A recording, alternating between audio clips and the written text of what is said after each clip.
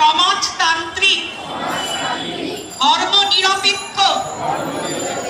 গণতান্ত্রিক সাধারণতন্ত্র রূপে গড়ে তুলতে এবং তার সাফল্য নাগরিকই যাতে সামাজিক,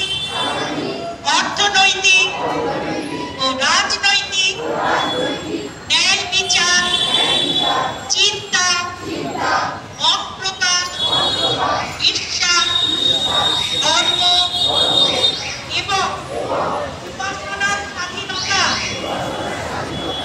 সামাজিক প্রতিষ্ঠা অর্জন ও সুযোগের সমতা প্রতিষ্ঠা এবং তাদের সকলের মধ্যে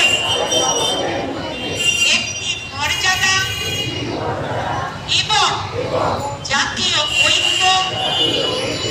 ও সংহতি সুনিশ্চিতকরণের মাধ্যমে তাদের মধ্যে যাতে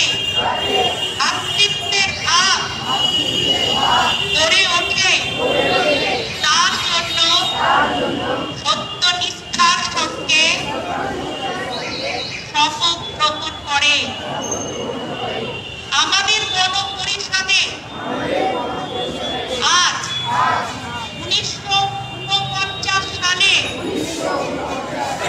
26শে নভেম্বর এতদ দ্বারা এই সংবিধান গ্রহণ, বিধিভঙ্গ এবং